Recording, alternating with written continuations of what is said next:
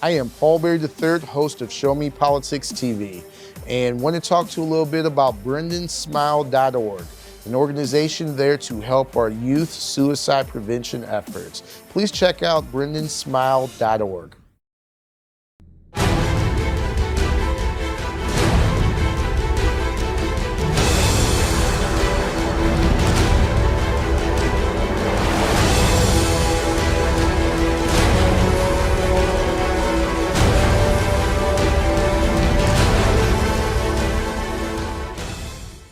Welcome to another edition of Show Me Politics with Paul Berry III. I am the People's Lobbyist, and I'm joined by former Missouri Speaker Tim Jones. So Tim, how you doing? I'm great. How you been, Paul? Well, I tell you what, when you do a political show or any political news like we do, I think that the times and the issues change by the millisecond. You haven't had to search for topics. Oh, geez, no. It's like they come and fall on your head. So apparently, the director of the FBI, James Comey, was in left land of California talking with some young recruits and watching TV finds out he's no longer the director of FBI. How about that way of delivering the pink slip? Well, you know what? Sometimes you get things the way that you got them coming to you. That's so right. I just wanted you just to give the people a breakdown analysis of what's going on here. Do we really need to be concerned? Is this something that, you know, the Democrats are saying that the world's in and Olympus has fallen? So not at all, Paul. So I think this was a long time in coming. And if you were to ask a Democrat 2 days ago about their opinion of James Comey, they'd tell you what a horrible, rotten scoundrel he is for what he did back on October 28th of 2016. When he went on national TV, it's something that James Comey seems to like to do, is be on national TV. And that's honestly, Pride sometimes is what fells some of the largest. And James Comey became too big to fail in certain ways. He was overshadowing every single person in the United States, including the President of the United States himself. And I'm not talking about Donald Trump. I'm talking about the office of the President. The FBI director suddenly felt that he was more important, and he went on TV every day to tell us about that. James Comey, he shouldn't have interfered at all. He comes on, he says one thing, he indicts Hillary Clinton, but then it doesn't issue an indictment. Then a few days later, he comes back and says, oh, nope, there was nothing to see here at all. And so it's just one thing after another with him. I thought Karl Rove gave us the best reason for why James Comey is no longer the director of FBI. His reputation for being a hot dog finally caught up to him. And I think that Donald Trump was going to give him the benefit of the doubt as long as he could, but then he needed to go. The hypocrisy of the Democrats, twisting themselves into pretzels and knots now. On one hand, they want to say that James Comey was responsible for Hillary Clinton's election failure, but on the other hand, they didn't want Donald Trump to be the one to terminate him. And meanwhile, the Russians are coming, So there is no collusion between the Trump campaign and the Russians. When you ask Maxine Waters, Nancy Pelosi, Chuck Schumer that directly, they have to answer there is nothing there, but that doesn't keep them from fanning the flames. What do we do know? That the Obama administration was potentially they were surveilling people. Whether it was illegal or not is still probably under investigation as well. The Obama administration was surveilling people like Michael Flynn and like other members of the Trump campaign team more than a year and a half going back in time. So I think the Democrats are trying to every day put the spotlight on Trump and attack him and protect Obama's legacy, which seems to be crumbling with every passing moment. Well, there's something, and I'm going to get into this a little bit more in my political matrix, but one of the things that I think everybody has missed about this situation is how FBI Director Comey got put in that position in the first place, because you and I both know that normally there's a prosecutor involved. In this case, it'd be the Attorney General. Why did Loretta Lynch have to recuse herself? Because old Billy William Clinton decided he was going to sashay across the tarmac and knock on a plane door and talk to the person that was responsible for investigating Bill Clinton's wife, which is Hillary Clinton. Had that never occurred, and what I believe is that, like most law enforcement agencies, they're out there to get facts, information. They present those to the prosecutor who applies the laws and with the authority of the state or the government, makes a determination on whether there is criminal activity and should it be prosecuted. Right. But the problem here is this. You have a situation where Loretta Lynch allowed something to happen that shouldn't have happened. You're hitting the nail on the head there. Both Loretta Lynch and James Comey respectively overly politicized their respective organizations. That should never, both of them are greatly at fault for that. Now, do I think James Comey needed to go? Yes, his time was probably overdue. Senator Rand Paul said the same exact thing this week as well. However, let's also remember this. James Comey did not lose the election for Hillary Clinton. Hillary Clinton's failure to properly and campaign up in Wisconsin and Michigan and all those traditional blue states is what lost her the election. She also was the one that had the illegal server in a closet in a bathroom in Colorado, not James Comey. Well, Tim, the issue here is the entitlement issue with the Clintons. And we've run into this time and time again. Now, Hillary Clinton probably has this huge staff. They're probably the best and smartest and brightest people in the country. And when she hires somebody to do an IT job, I'm sure they didn't find the first guy from Best Buy that works with the outfit there. I think they went and got the best. And I know that during this process, that's either somebody knew that this was a bad idea, and the question I asked myself is, were they too scared to tell her, or did they tell her and ignore it? And they're probably too scared to tell her. Probably so. We'll never know. But Paul, what I would say about the Clintons is, and the Clinton campaign, they have no one to blame other than themselves. And you know what's really going on here? This has nothing to do with any imaginary collusion with the Trump campaign and the Russians. This has everything to do with Hillary Clinton and the left wing of her party not getting over the results of November 8th, 2016. And that is Tim Jones, former speaker for the state of Missouri.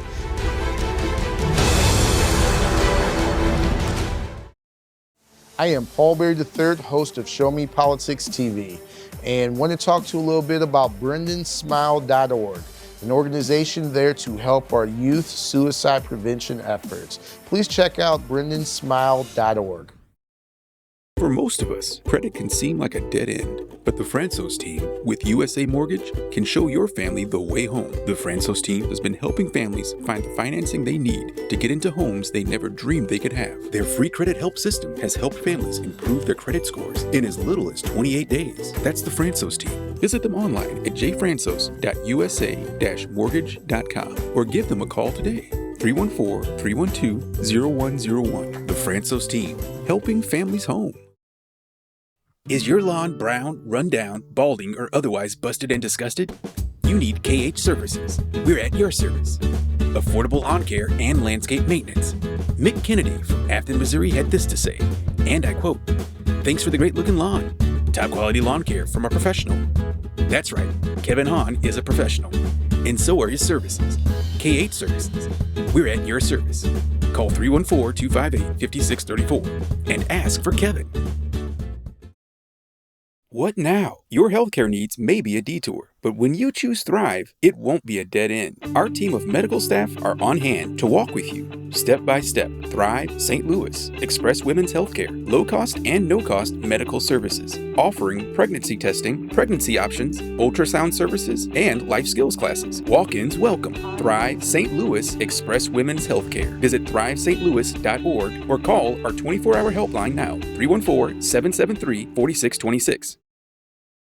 I am Paul Berry III, host of Show Me Politics TV, and want to talk to you a little bit about BrendanSmile.org, an organization there to help our youth suicide prevention efforts. Please check out BrendanSmile.org.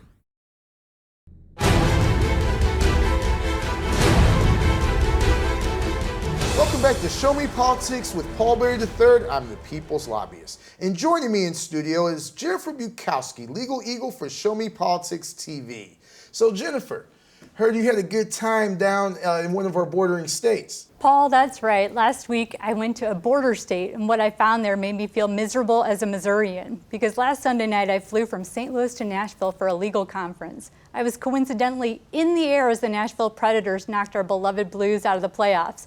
Folks in Nashville were still celebrating their win hours later as I checked into my hotel, which was located across from the Predators arena.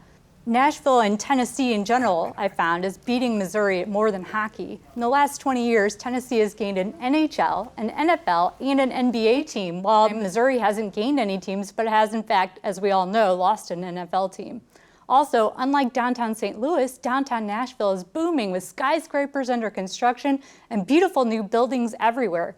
In fact, in October of 2015, the New York Times reported that there were over 100 new projects underway in Nashville, including 4 hotels, 5 office buildings, and 8 high-rise residential towers in the downtown core. So many cranes are operating in downtown Nashville that they appear on the skyline as a flock of big birds, their extended beaks tugging at the steel cables. As I walked with a group of female attorneys amongst that flock of cranes in downtown Nashville, one of the locally based attorneys mentioned that the busy, bustling streets we were then strolling down used to be too dangerous to be walking down just a couple of decades ago.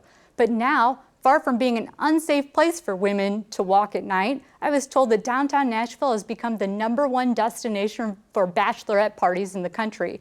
I was also told that Nashville is a hot spot for foodies who are flocking there in droves, and having enjoyed one of the best meals of my life there, I can see why.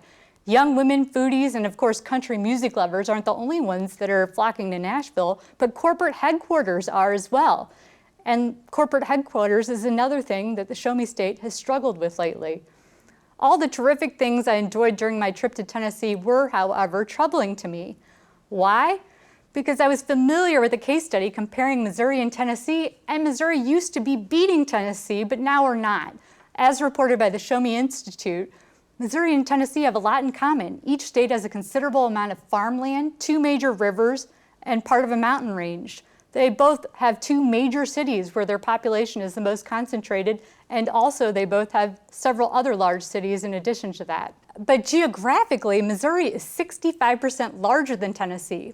And in 1900, Tennessee's population was only about 65% as large as Missouri's, which makes sense. But now, according to the U.S. Census estimate for 2016, Tennessee's population is 9% larger than Missouri's. Population isn't the only thing that our smaller neighbor has overtaken us in, but they've overtaken us in the economy as well. In the early 1930s, Tennessee residents made just 50 cents for every dollar earned by a Missourian. In the 1970s, they earned 75 cents on the dollar. But that gap has disappeared, and Tennessee's economy has overtaken Missouri's. In fact, they're leaving us in the dust. So why is Tennessee thriving while it seems that Missouri, in comparison, is dying?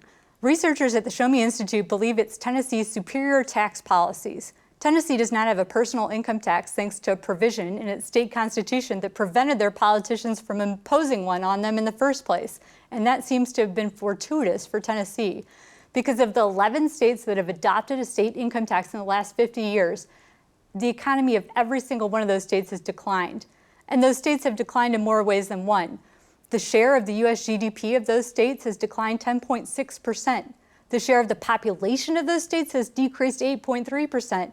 And here's the real kicker: the share of the total U.S. state tax revenue of those states declined 4.1%. This means that despite implementing a state income tax on their residents, those states now have less state taxpayer dollars in their coffers than they did prior to imposing the tax. Numbers don't lie. State income taxes are economically insane. I knew this from the Show Me Institute's report, but being a Missouri girl, it took a trip to Tennessee to show me how much Missouri is really missing out. Our state personal income tax is holding us back, and I feel that this is a matter of some urgency because every day we don't fix our broken tax system, future generations of Missourians are poorer, but the sooner we fix it, the richer they'll be. Paul? Well, I tell you what, I found it very interesting and intriguing provide analysis, especially because the Nashville Predators just beat the St. Louis Blues. So, right. Yeah, and I think that we're going to definitely follow up on the economic effect of tax policy in government in general. And I think that until we address these issues, it's a great point that you made. How's a state that's a lot smaller than us, neighboring state, getting the investment in the increase in in development, and why are the dollars flocking to Texas? And I think that Tennessee, and I believe that the economic policies is what's killing this area. So I think you bring up some good points, and we'll definitely pick up on that. And that is Jennifer Bukowski, Legal Eagle for Show Me Politics TV. Up next is the Political Matrix with Paul Berry, and I heard that an FBI director got fired. So we'll get into the mix in a second.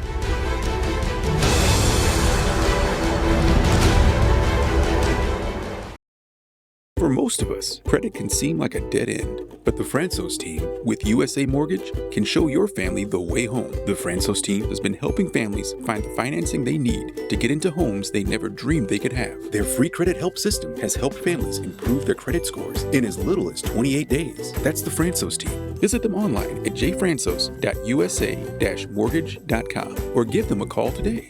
314-312-0101. The Franco's team, helping families home.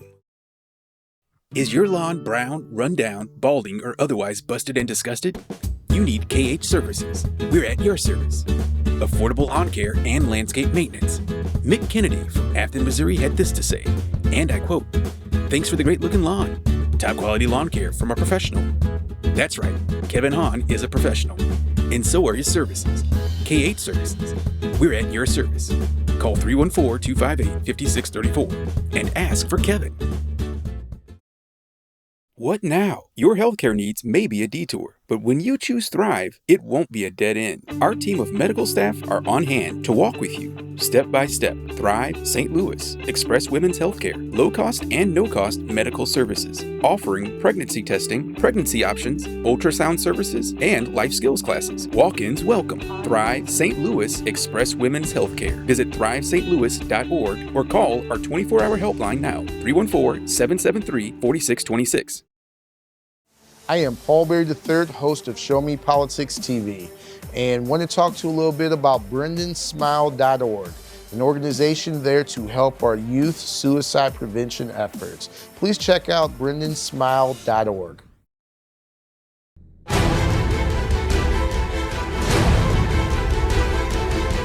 Welcome back to Show Me Politics with Paul Berry III. I am the People's Lobbyist.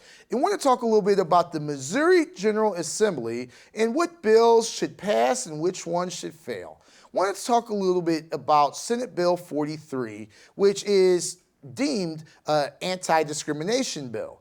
But in fact, the bill actually raises the standards of being able to file lawsuits regarding discrimination. So my position on this is real simple.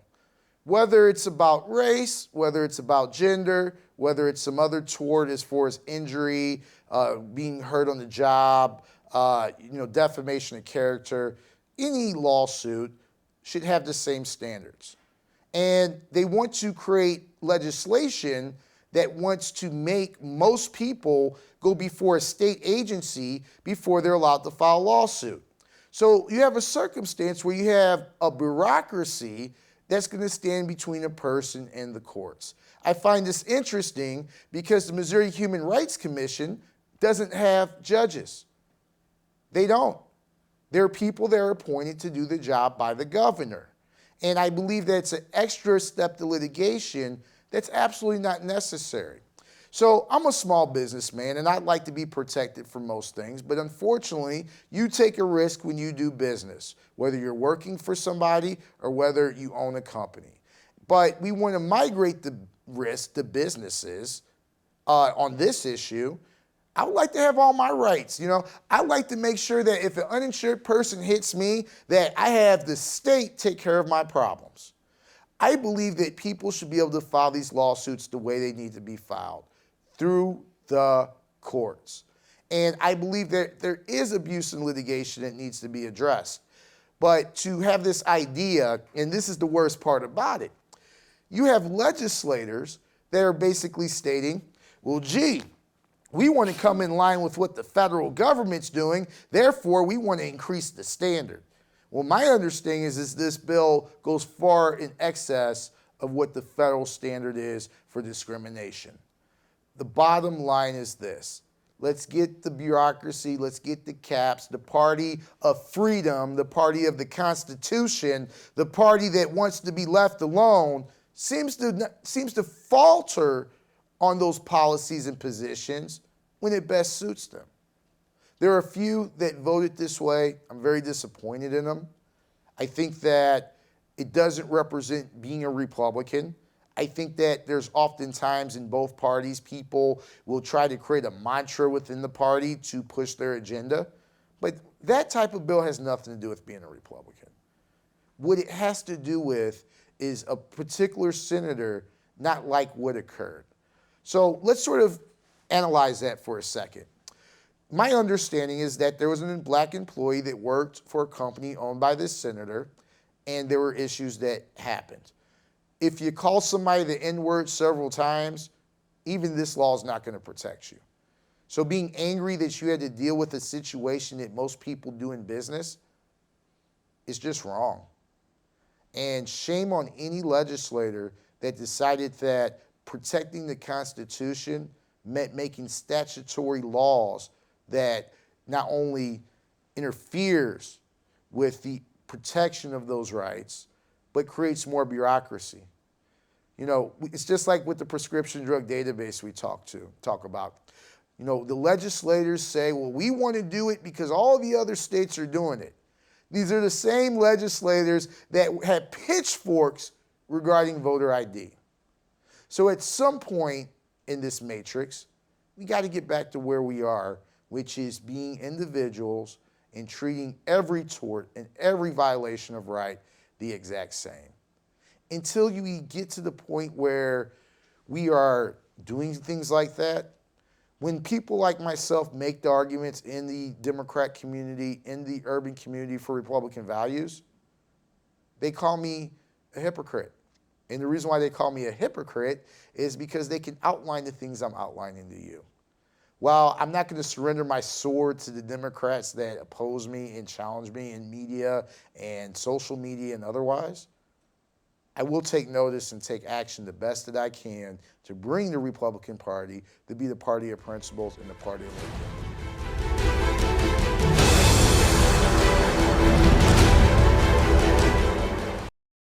For most of us, credit can seem like a dead end, but the Franco's team with USA Mortgage can show your family the way home. The Franco's team has been helping families find the financing they need to get into homes they never dreamed they could have. Their free credit help system has helped families improve their credit scores in as little as 28 days. That's the Franco's team. Visit them online at jfranco's.usa-mortgage.com or give them a call today. 314-312-0101. The Franco's team, helping families home. Is your lawn brown, run down, balding, or otherwise busted and disgusted? You need KH Services. We're at your service. Affordable lawn care and landscape maintenance. Mick Kennedy from Afton, Missouri had this to say, and I quote, "Thanks for the great looking lawn. Top quality lawn care from a professional." That's right, Kevin Hahn is a professional. And so are his services. KH Services. We're at your service. Call 314-258-5634 and ask for Kevin. What now? Your healthcare needs may be a detour, but when you choose Thrive, it won't be a dead end. Our team of medical staff are on hand to walk with you, step by step. Thrive St. Louis, Express Women's Healthcare, low-cost and no-cost medical services, offering pregnancy testing, pregnancy options, ultrasound services, and life skills classes. Walk-ins welcome. Thrive St. Louis, Express Women's Healthcare. Visit thrivestlouis.org or call our 24-hour helpline now, 314-773-4626.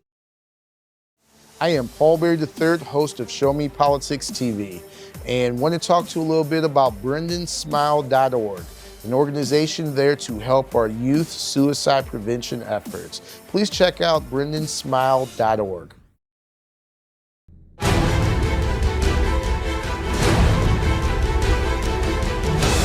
Welcome back to Show Me Politics with Paul Berry III. I am the People's Lobbyist. For my political matrix, I dive into the firing of ex-FBI Director James Comey. As with all issues, we start off with whether the government's actions were lawful. The President of the United States has the authority to fire the FBI Director for cause or upon will. The President took this action over the week. High-profile Democrats have called for ex-FBI Director Comey's firing for several months. Now the same high-profile Democrats are complaining in the most forceful way that ex-FBI Director Comey's firing is wrong and part of a cover-up. This is why the American people cannot keep score. However, the Democrat flip-flop on ex-FBI Director Comey's firing is not the real issue. The real issue is that a vast majority of Americans have lost faith in being told the truth from the DC machine. And that is not the fault of the FBI. Let's look at ex-FBI Director Comey. Under almost all instances, it is the responsibility of the prosecutor, in this case the Attorney General, to determine whether a person should be charged with a crime. Many forget, or most specifically don't want to say, the reason ex-FBI Director Comey was even in the position to determine whether to pursue the prosecution of Hillary Clinton regarding the transfer and storage of official government emails. While a U.S. government plane parked on the tarmac, the plane utilized by former U.S. Attorney Loretta Lynch, former President Bill Clinton apparently traveled through an airport tarmac, climbed up a set of steps with Secret Service in tow to talk to the person in charge of a federal investigation targeting his wife. Had Bill Clinton not done such, Loretta Lynch would not have recused herself from the Hillary Clinton investigation. At that point, Loretta Lynch should have appointed a special prosecutor after Lynch determined she had a conflict of interest. Instead, Loretta Lynch decided to defer the decision she was mandated to make to ex-FBI Director Comey. That is not the way the U.S. justice system is designed. One agency, usually law enforcement, such as the FBI, investigates and gathers facts. Another agency, such as the U.S. Attorney General's office, prosecutes or declines to prosecute. The fatal flaw from ex-FBI Director Comey was he accepted Loretta Lynch's request in the first place to determine whether or not a prosecution should occur in the Hillary Clinton email matter. Comey should have declined Lynch's request on the grounds that you cannot convey the responsibilities of the Attorney General's office upon the FBI director. Lynch and Comey create a dangerous precedent by Lynch simply deferring and accepting the recommendations from Comey regarding the Hillary Clinton investigation. This also added the additional responsibility upon Comey to defend the decisions to prosecute or not prosecute Hillary Clinton. When it comes to Comey answering before the U.S. Congress, that decision became the talk from elected officials instead of the FBI serving the traditional role of providing information and facts to U.S. Congress. The distrust of Comey from our U.S. Congress began the second Bill Clinton walked across the tarmac towards Loretta Lynch's plane. The argument that no special prosecutor was necessary when clearly there was a prosecutorial decision to be made is ludicrous. We know this because Lynch requested Comey to make such decision on her behalf. Whenever there is a situation where the constitutional duties mandated by the U.S. Attorney General cannot be performed due to a conflict, there should always be an assignment of another agency to entail in those duties. In the U.S., there is absolutely no reason to not having someone manning the prosecutorial ship. Americans must get used to the fact that appointing a special prosecutor does not mean someone is guilty. What it means is that the checks and balances of government are well-oiled and working hard. Will Washington, D.C. learn from their mistakes? Only time will tell.